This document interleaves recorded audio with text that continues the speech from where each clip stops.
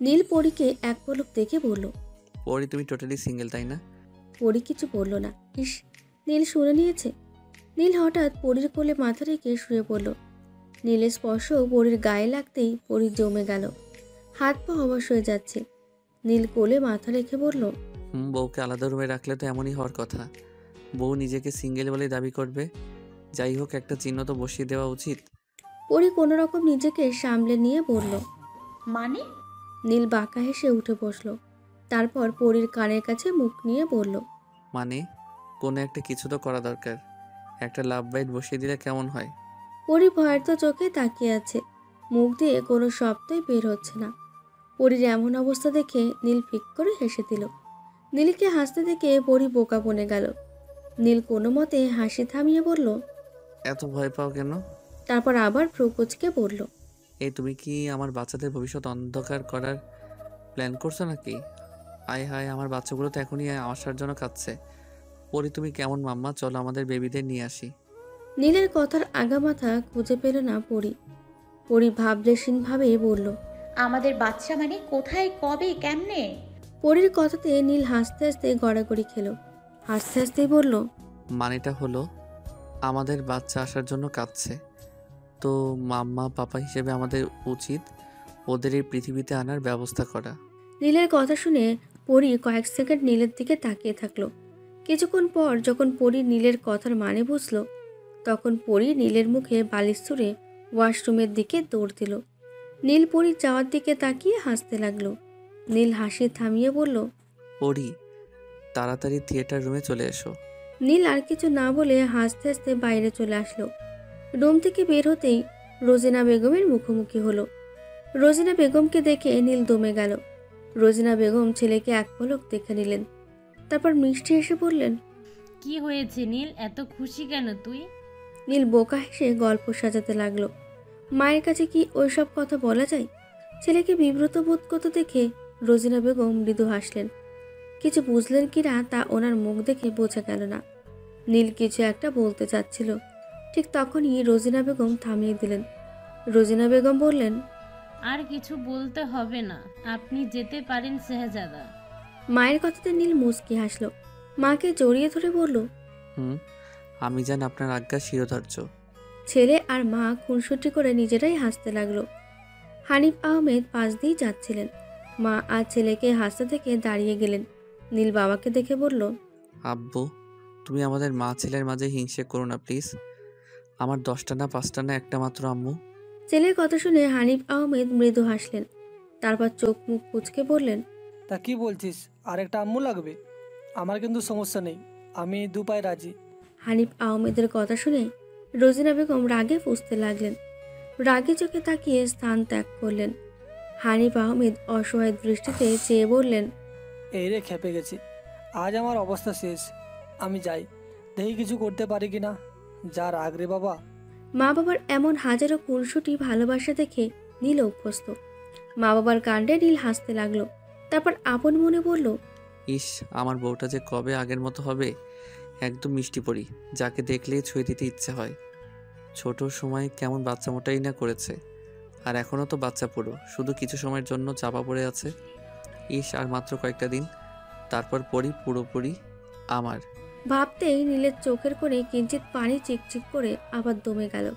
ভালোবাসা বুঝি এমনই হয়, শান্ত মনকে অশান্ত করার জন্যে প্রিয় মানুষটার এক পলক চাহনি যথেষ্ট। নীল উঠছে ভালোবাসার আগুনে, আর নীল চায় জীবনের শেষ সময় অবধি এভাবেই পরীর সাথে কাটিয়ে দিতে। ইস, পরী কি তখন খুব লজ্জা পেয়েছে? পরীর লজ্জা মাখা মুখটা নীলের খুব দেখতে ইচ্ছে করছে। আহ, কি যে লাগে তখন! পুরো আকাশে বাতাসে নীল আপন মনে হাসতে লাগলো আর নিজেকে বলল, পুরো পাগল হয়ে যাচ্ছি আমি, পরীর প্রেমে পাগল। অনেক থিয়েটার রুমে তার লাগাতে ব্যস্ত। জীবনে কখনো এই তার ফার লাগায়নি অনেক। বাবার আদরের দুলাল কি না, তবে পড়াশোনা আর বিজনেস বেশ ভালো বোঝে। অনেক দু হাতে দু রকমের তার নিয়ে ভাবছে কোনটা লাগাবে, কিন্তু বুঝে উঠতে পারছে না।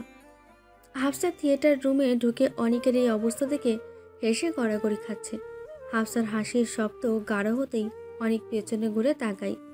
পেছন ঘুরতেই হাফসা চুপ হয়ে যায়। অনেক বিরক্তি নিয়ে বলল। এভাবে নাই যে, পারলে হেল্প করো। হাফসা ভাব নিয়ে বলল। কোনো ব্যাপারই না, সরুন, আমি লাগিয়ে দিচ্ছি। অনেক ভ্রু কুঁচকে বলল। Are you sure? হাফসা মুখ বাঁকিয়ে বলল। তো অনেক সরে যেতেই হাফসা টান নিয়ে নাড়াচাড়া করতে লাগলো। 10 মিনিট বসে থেকেও কোনো কুল কিনারা খুঁজে পেল না। অনেক তাড়া দিয়ে বলল। হয়েছে। হাফসা পেছন ঘুরে মেকি হাসি দিয়ে বলল। এই তো আরেকটু। কিন্তু আরও 5 মিনিট বসে থেকেও কোনো কিছু করতে পারল না হাফসা। হাফসা উঠে দাঁড়াতেই অনেক হাসতে লাগলো। বেচারা হাফসা গোমরা মুখ করে রইল। জিহান থিয়েটার রুমে ঢুকেই অনেক বলল। দেখো তো, তারটা লাগাতে পারছি না। জিহান দেখছি বলে তারের কাছে চলে গেল। 2 মিনিটের মধ্যে জিহান তার লাগিয়ে দিল। অনেক ভ্রু নাচাতেই হাফসা বোকা হাসি দিল। হাফসা কোনো মতে কাজ দেখিয়ে নিজেকে সরিয়ে নিল। অনেক বিষয়টা বুঝতে পেরে মৃদু হাসল। তারপর জিহানকে নিয়ে বাকি কাজগুলো সেরে ফেলল। থিয়েটার রুমে পরপর 5 সিটের 4 সেট সোফা আছে, কিন্তু সবাই একটু স্পেস নিয়ে বসেছে। প্রথমটাই নিশাত, রনি, জিহান বসেছে। দ্বিতীয়টায় অনিক, রিহান আর হাফসা বসেছে। তৃতীয়টায় রিনি, তিন্নি আর লিমন। সবার শেষে সোফাতে নীল আর পরি বসেছে। পরি হাফসার সাথে বসতে গিয়েছিল, কিন্তু নীল হাত টেনে ধরেছিল, যার কারণে পরি দমে গিয়ে নীলের সাথে বসেছে। হরর মুভি নাম শুনতেই পরির বুক ধুকপুকানি শুরু হয়ে গেছে।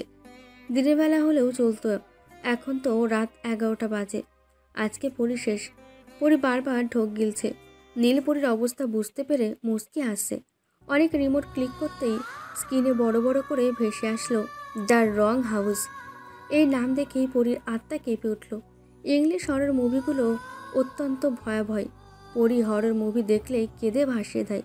হাফসা পপকর্ন হাতে হই হই করছে। হাফসার সাথে সবাই তাল মিলাচ্ছে, কিন্তু পরি একদম শান্ত। আর নীল পরির দিকে তাকিয়ে মুচকি হাসছে। মুভি অন হতে সবাই চুপ হয়ে গেল। ভয়ানক সুর ভেসে আসতেই পরির পা কাঁপছে। পরি শুকনো ঢোক গিলে খানিকটা নীলের কাছে এসে বসলো। নীল মিটমিটিয়ে হাসছে, কারণ সে তো এটাই চায়। হরর টোন কানে আসতেই পরি কেঁপে কেঁপে উঠছে। মুভি চলছে, সবাই মুভি দেখতে ব্যস্ত। হঠাৎ স্ক্রিনে ভয়ানক চেহারা বড় করে ভেসে উঠতেই পরি নীলকে দুহাতে আঁকড়ে ধরল। মনে হচ্ছে ওই ভয়ানক চেহারাটা একদম চোখের সামনে এসে পড়েছে। এই বুঝি গলা টিপে দেবে। কি ভয়ঙ্কর! পরি কাঁদছে। নীল পরীকে এক হাতে জড়িয়ে নিল, একদম নিজের সাথে মিশিয়ে নিল। পরি নীলকে শক্ত করে জড়িয়ে আছে। মনে হচ্ছে ও নীলের বুকের ভেতর ঢুকে যাবে। নীল মৃদু হাসছে। নীল আলতো হাতে পরির হাত ধরে নিল। এতক্ষণ কোনো ধ্যান না থাকলেও নীলের স্পর্শ পেয়ে পরির ধ্যান ফিরল। পরি জড়সড় হয়ে নীলের থেকে সরে গেল। নীল ভ্রু কুঁচকে নিল। পরি সরে যেতেই হ্যাঁচকা টান মেরে পরিকে নিজের কাছে নিয়ে আসলো। পরির হার্টবিট বেড়ে গেছে। নীল পরির কানের কাছে মুখ নিয়ে ঘোর লাগানো কণ্ঠে পড়ল। এত দূরে কেন যাচ্ছ? কাছে আসতে লজ্জা পাচ্ছ? আজ তো আমি। নীল পুরোটা শেষ করার আগেই পরি নীলের মুখ আটকে নিল। নীল পরির নাকে ঠোঁট শুইয়ে দিল। পরি কেঁপে উঠে নীলকে আঁকড়ে ধরল। পরি নীলকে আবার 2 হাত দিয়ে সরিয়ে দিতে চাচ্ছে, কিন্তু নীল পরিকে যেতে দিচ্ছে না। বারবার পরিকে নিজের সাথে মিশিয়ে নিচ্ছে। পরির কোমর জড়িয়ে ধরে নীল নিজের কোলে বসিয়ে দিল। নীল পরির খোলা চুলগুলো গলার এক সাইডে দিয়ে ঘাড়ে চুমু বসিয়ে দিল। নীলের উষ্ণ ঠোঁটের স্পর্শে পরি বারবার কেঁপে উঠছিল। পরি নীলকে দূরে সরাতে চেয়েও পাচ্ছে না। নীল পরির কোমর জড়িয়ে ধরে বসে রইল। পরি কিছু বলতেও পারছে না। যদি একটু কিছু বলে তো এই আশেপাশের জনগণ এটাকে মুভি বানিয়ে দেবে। হরর মুভির থেকেও নীলের খুনসুটিগুলো পরিকে বেশি ভয় পাইয়ে দিচ্ছে। পুরো 1 ঘন্টা 40 মিনিট নীলের খুনসুটি চলতে থাকলো। পরি বিরক্ত মাখা দৃষ্টিতে তাকাতেই নীল বাঁকা হাসছে। পরি শুকনো ঢোক গিলে নীলের খুনসুটিগুলো উপভোগ করছে। ইস, এই নীল আজকাল লজ্জাহীন হয়ে যাচ্ছে। কি ভয়ঙ্কর বিষয়! রাত 3টে বাজে, কিন্তু পরির চোখে ঘুম নেই। এই নীল আজকাল অসভ্য হয়ে যাচ্ছে। সবার সামনে যদি কেউ দেখে নিত। পরির ইচ্ছে করছে নীলকে 2-4টে কিল ঘুষি মেরে দিতে। এখন প্রেম দেখাতে আসছেন উনি? গত 3টে বছর কতটা জ্বলেছে পরি। একটি বার কি খবর নিয়েছে? সব কিছু ভাবতে ভাবতে আবার পরিবারের কথা মনে পড়ছে পরির। সবাই কি খুব রেগে আছে পরির ওপর? পরির কান্না পাচ্ছে, কিন্তু পরি নিজেকে সামলানোর চেষ্টা চালাচ্ছে। পরি ভাবছে, আচ্ছা, আম্মু আব্বু কি আমাকে আর নীলকে মেনে নেবে না? আমি কি সেই সব মেয়েদের তালিকায় পড়ে গেলাম যারা বাবা মাকে কষ্ট দিয়ে চলে আসে? পরি এইসব ভাবতে ভাবতে অজরে কান্না করে দিল। ভাগ্যের নির্মম পরিহাসে আজ পরি অসহায়। প্রিয় মানুষটা থাকতেও পরি নিজের অস্তিত্ব অনুভব করছে না। একটি মেয়ে শুধুমাত্র ভালোবাসার মানুষটাকে নিয়ে সম্পূর্ণ হতে পারে না। যে বাবা মা এত ভালোবাসা দিয়ে বড় করেছেন, ভালোবাসা থাকার জন্য তাদেরকেও যে প্রয়োজন। পরির ইচ্ছে করছে সব কিছু ছেড়ে চলে যেতে। কিন্তু নীল, এই নীলকে নিয়ে কত স্বপ্ন ছিল পরির। কত রাত নির্ঘুম কাটিয়েছে শুধুমাত্র নীলের জন্য। নীলকে ছাড়া অন্য কারোর সাথে নিজেকে কল্পনাও করাটাও অসম্ভব। আর এতদিন তো দোটানার মধ্যে ছিল। কিন্তু নীল তো এখন পরির স্বামী। নীলের অস্তিত্ব পরির সঙ্গে বেঁধে গেছে। নীলকে ছাড়া সম্ভব নয়।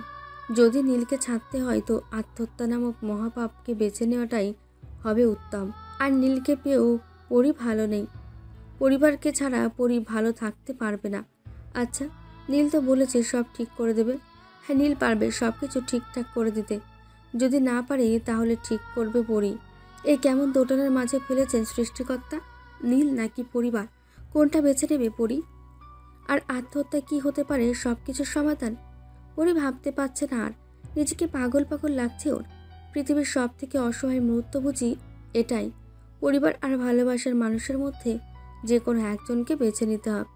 আচ্ছা, নীল তো এখন ওর অংশ, ওর স্বামী। তাহলে নীলও তো ওর পরিবারের অংশ। পরি আর ভাবতে পারছে না। বুকের ভেতর তীব্র যন্ত্রণা হচ্ছে। এই মুহূর্তে বেঁচে থাকাটাই সব থেকে কষ্টকর আর কঠিন কাজ মনে হচ্ছে। মৃত্যুকে বেশি শান্তি মনে হচ্ছে। তবে কি মানুষ আত্মহত্যা নামক মহাপাপকে বেছে নেয় শুধুমাত্র দোটানে থাকার কারণে? কোনো একজনকে বেছে নেওয়ার যুদ্ধে হেরে যাওয়ার কারণে? হয়তো হ্যাঁ। সারা রাত ঘুম না হওয়ার কারণে মাথাটা ঝিম মেরে আছে পরির। বেড বরাবর বিশাল মাপের ঘড়ি জানান দিচ্ছে যে একটু পরে আজান দেওয়া হবে। পরি নিজের কান্না কোনো মতে সামলে নিয়ে ব্যালকনিতে চলে গেল। শীতকাল পড়ে যাওয়াতে ফজরের আজান দেওয়া হলেও আকাশে অন্ধকার থাকে। শীতের হালকা কুয়াশা পরীকে ছুঁয়ে দিয়ে যাচ্ছে। কিন্তু শিশির ভেজা এই ভোরকে পরি কিছুতেই উপভোগ করতে পারছে না। স্থির হয়ে কুয়াশায় মোড়ানো আকাশের দিকে চেয়ে আছে পরি। কিছুক্ষণের মাঝেই আজানের সুমধুর সুর ভেসে আসলো। পরি ওড়না টেনে মাথায় ঘোমটা দিয়ে নিল। আজান শেষ হতেই ওয়াশরুম থেকে অজু করে নামাজ পড়ে নিল। মোনাজাতে আল্লাহর কাছে নিজের সমস্তটা উজাড় করে বলল, সৃষ্টিকর্তা অন্তর্যামী, ওনার কাছে কোনো কিছু লুকানো যায় না। পরি মোনাজাতে আল্লাহর কাছে বলল, হে আল্লাহ, আমি জানি আমি পাপ করেছি, বাবা মায়ের অমতেই বিয়ে করেছি, কিন্তু আমাকে তো জোর করে বিয়ে দেওয়া হচ্ছিল। এটাকে মেনে নেওয়া খুব উত্তম ছিল। আল্লাহ, আমি আপনার কাছে একটাই মিনতি করছি, আমি আমার স্বামী আর পরিবার দুদিকটাই বেছে নিতে চাই। আমি যে অন্যায় করেছি তার জন্য আমাকে ক্ষমা করুন। ভালোবাসাটা কি খুব অন্যায়? তাহলে মনে কেন দিলেন এই প্রেমের অনুভূতি? আমি তো চাইনি এই অনুভূতি। আমি জানি আপনি সর্বোত্তম যেটা সেটাই করেন। আপনার উপর আমার আস্থা বিন্দু মাত্র কমবে না। শুধুমাত্র কষ্ট সইবার মতো ক্ষমতা আমাকে দিন। আমাকে সঠিক পথে পরিচালিত করুন। আমি যেন আপনার সিদ্ধান্তই মন থেকে মেনে নিতে পারি, সেই ক্ষমতাটুকু আমাকে দিন। সকলের দীর্ঘায়ু কামনা করছি। সকলকে সুস্থ রাখুন, ভালো রাখুন। আল্লাহ, আমি আমার স্বামীর হাতে হাত রেখে চলতে চাই। যদি সে সম্ভবও না হয়, অন্তত জান্নাতে ওনার সাথে থাকতে চাই। আল্লাহ, আমার দোয়া কবুল করুন, সকলকে হেফাজত করুন। পরে মোনাজাত শেষ করতে চোখ থেকে এক ফোঁটা পানি গড়িয়ে পড়ল। মনে হচ্ছে এই এক ফোঁটা পানির সাথে বুকের ভেতর জমে থাকা পাথরটা সরে গেল। বাকিটা আল্লাহর ইচ্ছে, নিশ্চয়ই তিনি সর্বোত্তম পথ দেখাবেন। পরি নিজেকে হালকা লাগছে। নামাজের মতো প্রশান্তি কোথাও পাওয়া যায় না। পরির চোখে ঘুম নেই। সমস্ত ঘুম দুঃখগুলোর সাথে উবে গেছে। আকাশে আলো ফুটতেই পরি নিচে চলে গেল। রোজিনা বেগম এখনো ঘুম থেকে ওঠেনি।